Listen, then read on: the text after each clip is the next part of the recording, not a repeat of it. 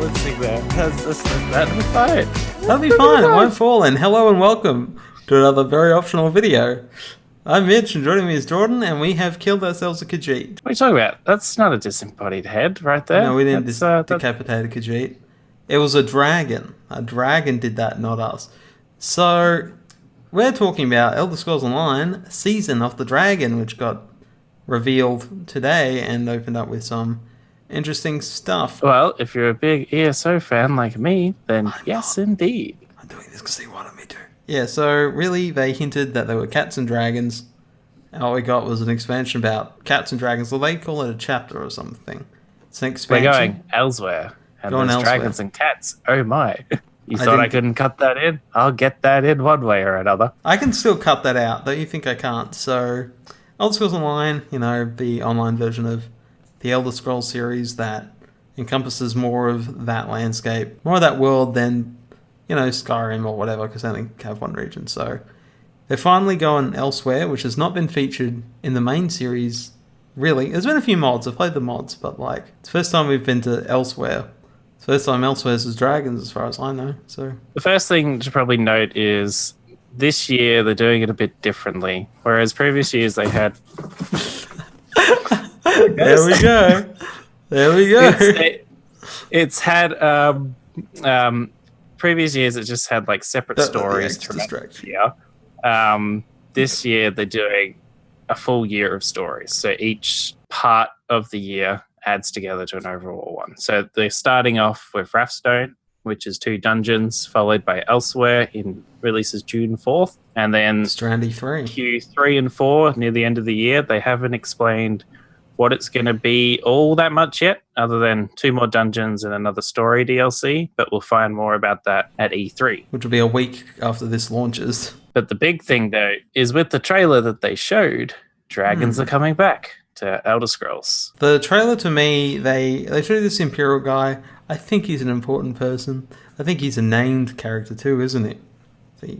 Yeah, so the guy that comes walking in with his staff. Yeah, he's known as Abnathan. He's been in the original storyline from the beginning, and he's tried to multiple times do things to make Tamriel a peaceful place once more. How often does that work? It hasn't really worked yet. And I'd say this is probably his biggest mistake so far. By trying to fix the world, he's made it more dangerous than ever by releasing dragons through something. A portal or something. Some little tablet he has in his hands opens up some dragon door. I don't know why dragons are all living inside that door, but I guess the expansion will explain it. We'll find that out, I'd imagine. But so the big dragon guy that comes out, I'm probably going to be terrible at this pronunciation. For what I got, his name is Carl Agronte. Or Carl for short. Oh, he's got a nickname. Oh, what a cool dragon. So I'd imagine he's going to be the big bad that you fight at some point throughout the story. But there's a whole bunch of other dragons that come out too, either through the portal, wherever it is, or from hiding. So now that dragons are back. Okay. But at the start, to start this year, they're starting 2 dungeons, where each dungeon is called Frost Vault and Depths of Mator. So they start the story where each dungeon holds 1/2 of the tablet that you saw in the trailer. Oh, okay. So it's your goal to go through those dungeons to collect the pieces, then give them to Abnathan to then release the dragons upon the world of Elsweyr later that year. Okay, so that is how the story of this expansion comes about. That expansion, those dungeons set it up, really. That's pretty neat. It really continues on to an expansion, whereas mostly my experience is World of Warcraft, where they're kind of just we need an expansion. Deathwing's back. Yep. There's no real lead up to it. It's just yep, he's coming back. There's no thing connecting this. But so these dungeons look pretty good to you, or what? We haven't really seen too much of it yet, other than there was a video, a short video about it. One of them scenes from that playing right now. The Frost Vault dungeon was sealed away by the Dwemer in the East March Mountains, so part of Skyrim. So that's very snow-based and that sort of stuff. And then you got the other one which is in a sunken city where there's a part of it where you turn into a small mechanized mouse and break buildings and that sort of stuff. So that sounds interesting, how that's going to go through. The big interest, cool. Yeah. The big thing for me though is unlike Morrowind and Somerset chapters before this, they had like a prequel quest, which was to start it up, but it didn't really do much. So instead of having that prequel quest, they're having these dungeons basically as that prequel quest. Yeah. So does that mean the character is responsible for these dragons escaping? Technically, if you're connecting these tablets, essentially going to be responsible for causing havoc on the world. Great, good job, guys. You did a really good job saving Tamriel, didn't you? But I think like the main part of this whole expansion is definitely Elsweyr. But like now it's properly in the game. It looks, as far as zones go, it looks pretty incredible to me. Like how they do this whole savannah, like desert, with all these old ruins and stuff. There is a part in it that they go to a jungle that really reminds me of Stranglethorn Vale from World of Warcraft. And like, yep, I could go there. I could enjoy that place. Yeah, so Elsweyr for me I've been wanting to go there for quite some time. He plays as a Khajiit. I do play as a Khajiit, and I've got nothing going on with Khajiits in real life either. Yeah, so Elsweyr has been the most requested zone since launch, pretty much. And this zone is probably going to be the same size as Somerset, if not a little bit bigger from the looks of it. Looks pretty big. It's cut up into three sort of parts. You got the savanna grassland to the north. There's like a desert Grand Canyon area with like a scar running through the middle area, and then you got the jungle forest down south. It's going to be really fun to explore this zone and see what creatures lie within. Dragons. Especially when, dragons above, other creatures below. We'll see how we go. Do you believe dragons will be like a random encounter, like where you saw in Skyrim? Will be like an event spawns and all the players have to go fight that dragon? Is that what you see? I'm not sure how they're going to do it yet, because I know that they have world bosses which are set to a certain point, but dragons are flying around, so I don't know how they're going to... Does a dragon spawn a certain spot where you fight the world boss? Like, that's possible. All they've said is that you'll need multiple people to take them down, because there is no dragonborn. There's no there's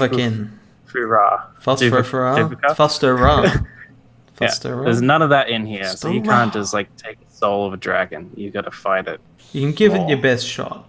You can give it your best shot, yeah. Because there is a class that's all about souls and shit. But the other big thing about the Khajiit culture is all the different types of Khajiits that have been like described in books but never really seen in game. Like, what are these? And most of that. Do we know what they are? Well, there's like, I've read a little bit about some. There's like really small creatures, really large creatures, really weird creatures, all these different cat creatures. But it all depends on how the moons of Tamriel, the two moons in the sky, Mace and Secunda, are in the position of where they are when a Khajiit is born. Depends on what it becomes. So I'm not sure. I don't believe they're putting all of like the 17 or so of them in there, but they're putting some of them in there. One of the main ones is a little house cat called an Elfic, which is like super smart, but it's like a little cat, but it's a merchant, and you can talk to it. So you're saying that if you're born at the wrong time in the Khajiit culture, you're not a Khajiit, you're a house cat? Well, you're still a Khajiit. You're a house cat. Different type of cat. I'd call you just a normal cat. Like, if they saw you roaming around, like, the world is like that, they go, oh, that's a cute-looking cat. I'm a Khajiit. This one's a Khajiit, rather. This one has wares, if you have coin. That would suck. It's like, your parents were great warriors, and then you're just like, I'm just a little cat thing.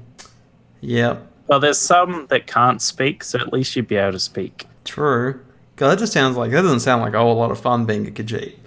Just saying. But every player character is born at the right time, it seems. What are you most looking forward to seeing in this expansion? The different types of Khajiits and how the world looks compared to other zones, because most of the time you never really get to know much about Elsweyr, because it's Elsweyr from where you can go.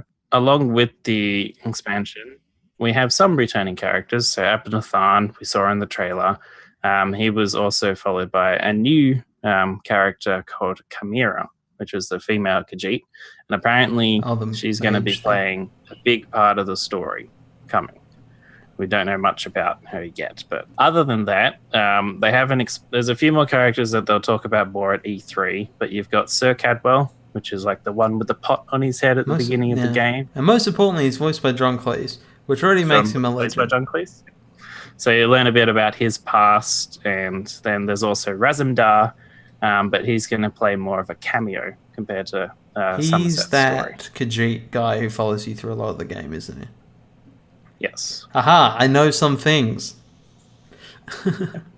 I know some things. So yeah, it's going to be interesting where they take the story, especially if they're doing it over a span of a year instead of just one content piece. Yeah, definitely. And like, I'm pretty interested in jumping into this game again. Like, I tried Morrowind, I tried all this. Elsweyr though, it looks pretty cool, and there's a big part of that looks absolutely awesome because there's a new class. It's a Necromancer. Sounds perfect. I like raising the dead. It's a good hobby. You know, every now Most and then, requested class from the beginning. Not actually surprised because, like, I mean, so many skeletons reanimating corpses. Like, that's just cool. It's very evil, but it's cool. Basically, when you start playing the game, you're versing a Necromancer. He's the villain. So why would it be a Necromancer versus a Necromancer? But now time has passed. Necromancer's coming back. Necromancer's back. So what did they announce for that class, like, that we saw? So you're going to be doing a lot of stuff with corpses, a lot of stuff with bones, summoning stuff. You're going to have armies. But your, like, pets, as they call them, are more turret-like, so they'll break after time. Instead They're made of bones and stuff. Yeah. The big thing that they're talking about was justice reactions. So if you're in a town and you start summoning corpses and stuff like that, you're going to get guards called on you. Because and then you're going to kill the guards and resurrect them as corpses. Indeed. Except they're already immortal, so how do you kill an immortal? By taking their soul. Necromancers are tabooed around Tamriel, so people don't like seeing them when they do their stuff. Especially when they're raising like their kids and family members. They just go into the local graveyard, introduce them. Yeah. These are your parents. Necromancers stop. Like other classes, there'll be 3 skill lines. They're based around your tank, heals, and DPS. So you can be any, like with many of the other classes too. Yeah, it's a pretty good system. They did talk about how the tank ultimate allows you to turn into a giant bone colossus and fight. I'm not sure how that's going to work, but that's going to be interesting. I'm sold. I want to be a giant corpse thing. I think you just summon bones and stuff around you, and you're just like the, Iron Man, but made of bones and dead people. Pretty much. You see dead people. See a lot of dead people in that thing, so it does sound really cool. Like, if I'm going to play it again, I'm going to pick one of them because I think there's going to be so many Necromancers around when this thing launches. It's just going to be like... Oh, definitely. It's just going to be... Necromancers everywhere. Yep. Very much so. So they got new classes. You've got a couple other changes to the game. Yeah, so another big update is...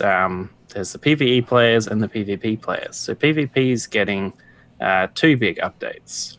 First one is that they're bringing out a new system, the name's pending, called Artifacts, where I've heard that before. If you have ever played the Fortnite Thanos mode, where you had to go pick up an Infinity Gauntlet and play as Thanos for a bit, it works the same similar way, except you're picking up a weapon and becoming super powerful for a while.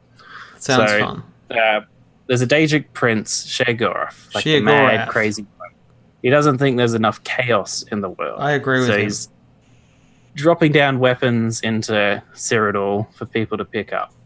The interesting thing, though, is it's going to be randomly spawned. So you might get lucky, you might get unlucky.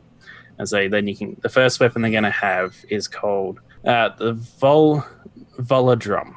So it's like a big axe. I don't know. Volandrum. I could be wrong. So, I think I'm...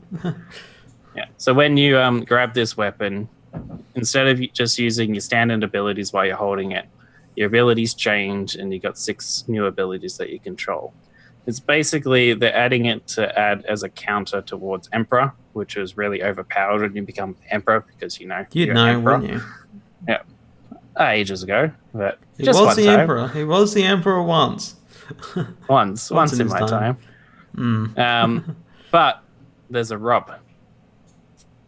While you have this weapon, you have to keep killing people, otherwise the weapon will consume I don't think you. I've ever heard that thing before. There's a rub. Rub-a-dub-dub. But you have to keep killing people to keep feeding it. Like, that's just going to be great for people who love just PvP. You're just going to be roaming around murdering everyone. Well, the thing is, you're going to be shown on the map. When the weapon spawns, it shows it on the map. So I don't know if you're going to stay shown on the map, which will just keep luring people. No, I think you'll stay shown. Because World of Warcraft's done a similar thing with their PvP system.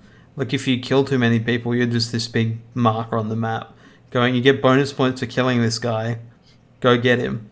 So it's pretty funny, like, when they introduce that, everyone just, like, goes out of their way to kill this one person, which is going to be a great way for PvP and ESO to, like, really keep going. Because, like, people who go in Cyrodiil are going to go, like, oh, he's there? Come on, guys, let's get him. And everyone's like, let's all go get him. And then it just starts this huge battle. So that could be really interesting. While you got this weapon, you can break down keep walls and stuff too. Crap. So you can use it for strategy and that sort of stuff instead of just going right crazy.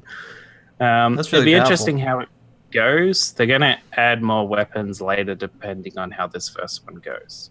So that's like the big update for PvP. That's the second one, though, is a little bit less. So Imperial City, which you normally had to go down through Cyrodiil, run all the way to it to get into it, they're removing it from Cyrodiil. They're removing the Imperial City from Cyrodiil. Yep. So the thing that you're fighting for, they're just removing it from Cyrodiil. So the main part of Cyrodiil is the Imperial City, and they're just going, you know what?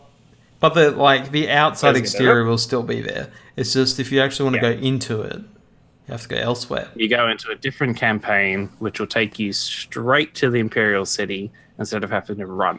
Well, the other new thing that they haven't talked much about yet, we'll learn more at E3 again, is the new trial for Elsweyr.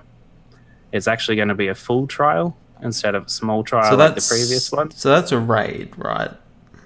It's basically a 12-man raid. Okay. Where you go in, but this one's dragon-focused. So you're going to be fighting a lot of dragons. And you might be fighting these dragons a lot more than normal because each dragon has its unique hard mode. So you got the regular mode and the hard mode for every single boss. Interesting. Instead of just the very last one. Oh, okay. So that'll be. So that sounds cool. So how excited are you for this expansion, this Year of the Dragon? Season of the Dragon, same thing. Well, it's hard to describe enthusiasm when you just want it right here, right now. And you're talking it's pretty about easy. You just like, I don't know, just go like, I need it. Bring me that expansion. We should talk about, before we finish up, some new features as well that are coming in that are definitely needed.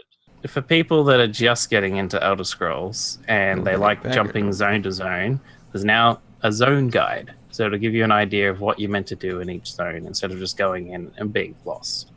There's also going to be a guild finder feature, so you can find guilds and apply for them. That never worked in WoW. Doing recruiting. We'll see how it goes. The big one, though, is the guild traders are getting a revamp. So you're finally going to be able to type in your commands, like type in what you want to search for. There's new filters, so it's going to be a lot easier to find certain items instead of going through hundreds of items to find that one thing you're looking for. With the Necromancer coming out, there'll be a new free character slot at launch. So if you maxed out characters, you'll get an extra slot. They're not sure how many more extra they're going to add, but that'll come soon. And then they're planning to do performance fixes as well within the next 6 to 8 months. So yeah, so that's pretty much everything about Season of the Dragon. Love introducing Elsweyr. Is it just called Elsweyr, or has it got a proper name? Well, the chapter's called Elsweyr, but the year's story is the Season of the Dragon. Yeah, as I kept saying. I was just wondering if like they came up with a cool name, like is Somerset? No, they're just Morrowind. They're just Somerset. They are just the zones. I don't know where I got that from. I was just thinking of like, what is it? Well, so that's Elder Scrolls Online. The new expansion. They're calling it a chapter. I don't believe in chapters. I believe in expansions. But yeah, I'm not huge into ESO, but I'll probably jump back in it because Elsweyr sounds cool. I like dragons and Necromancer is awesome. Thanks, Ron, for taking us through everything ESO for someone not as, familiar with it. Pleasure. It'd be good to get you back into the best MMO there is. Debatable. We're not going to have that debate here. So if you enjoyed this video, you can like and subscribe because later in the year we will be covering more Elder Scrolls Online. We'll be doing videos and streams and stuff of Elsweyr, I imagine. Like, Looking forward to getting it. our reactions and stuff of it. And yeah, thank you so much for watching, and hopefully we'll see you again. Goodbye.